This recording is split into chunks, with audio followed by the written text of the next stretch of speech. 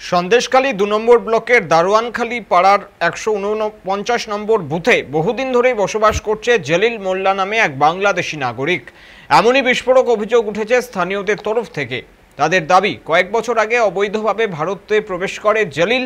প্রথমে আশ্রয় নেয় তৃণমূল নেতা শেখ শাহজাহানের ভাই শেখ সিরাজউদ্দিনের কাছে। এরপর তার হয়ে এলাকায় ডাকাতি, বোমাবাজি সহ একাধিক অপরাধমূলক কাজে জড়িয়ে পড়ে সে। অভিযোগ, ওই এলাকায় বিয়ে করার পর শ্বশুর ইসমাইল মোল্লাকে কাকা শ্বশুর নয় বরং বাবা সাজিয়ে ভোটার কার্ড সহ নথিপত্র জোগাড় করে নেয় জলিল। বুথ লেভেল অফিসার মিনতি দাস জানিয়েছেন, জোরপূর্বক চাপ সৃষ্টি করে এই নাম ভোটার তালিকায় তুলতে বাধ্য করা হয়েছিল। স্থানীয়রা দাবি করছেন, পুরো প্রক্রিয়ার নেপথ্যে ছিলেন শেখ সিরাজউদ্দিন, যিনি একসময় গ্রেফতার হওয়া বহিষ্কৃত নেতা শেখ শাহজাহানের ভাই। বর্তমানে রীতিমতো বাড়ি তৈরি করে এলাকায় স্থায়ীভাবে বসবাস করছে জলিল মোল্লা। শুধু তাই নয়, সে এখন প্রকাশ্যে তৃণমূলের সক্রিয় কর্মী হিসেবেও পরিচিত। বর্তমানে এই ঘটনায় নতুন করে তুমুল চাঞ্চল্য ছড়িয়েছে সন্দেশখালীতে।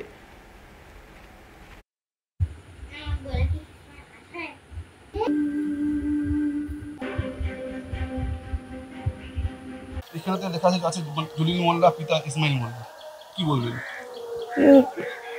দেখি ঠিক না, ঠিক না, ওটা ঠিক না। এই জলিল মোল্লাটা কি? ও গ্রাম প্রতিবাসী হয়তো, সেখানে আপনার নাম ব্যবহার করেছে। কি বলবো ওটা বলো তো, কিভাবে করেছে? আমার হয়তো বিভিন্ন জায়গায় জেরক্স দেওয়া থাকে, সেইভাবে নিয়ে করেছে। এই করাটা কি ঠিক? না, ঠিক না তো। ইদানিং করে আমি যখন এই 25 সালের এইটা তুলেছি, বিএলওকে বলেছি, লোক কেটে যাবে। হ্যাঁ, একদম অবশ্যই বাংলাদেশ থেকে এসে এখানে বিশাল লোকের আর কি মারামারি, গুলিগোল্লা। আর এখানে নতুন করে পাড়া হয়েছে জামাই পাড়া, ওখানে পুরো বাংলাদেশি ভর্তি। আপনারা যদি ভোটার তালিকা দেখেন সব বুঝতে পারবেন যে কত বাংলাদেশি কার্ড কীভাবে পেলো। এখানে যে সিরাজ ডাক্তার শাহজাহান শেখ যখন ক্ষমতায় ছিল, তখন একার সময় ওই সব বাংলাদেশি সব এনে প্রশ্রয় দিয়েছে, জায়গা জমি দিয়ে তাদের বসবাস করে দিয়ে আর কি ভোটারের সব নাম তুলে দিয়ে এখন এই টিএমসি লোক। আতঙ্ক তো অবশ্যই লাগছে, চতুর্দিকে বাংলাদেশে লোক সব ভরে গেছে, স্থানীয় লোক মার খাচ্ছে, তারপরে স্থানীয় লোক মারাও যাচ্ছে। এই কারণে ভোটার যখন ভোট আসে তখনই লোক মারা যাচ্ছে। এখানে যে ভুয়ো যে মানে বাংলাদেশ থেকে এসে যে ভারতের যে ভোটার কার্ডটা বানালো, কিভাবে এরা মানে বানায়? পঞ্চায়েতের সাহায্য নিয়ে, তারপরে কিছু লোকাল নেতা আছে তাদের সাহায্য নিয়ে সব ভোটার কার্ড, আধার কার্ড তৈরি করছে।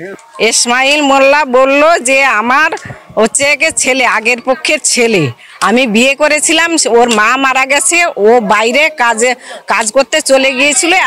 তাহলে এই যে জলিল মোল্লা যে বাবা আছে ইসমাইল মোল্লা, আদতে কি? আদতে শ্বশুর, খুশ শ্বশুর।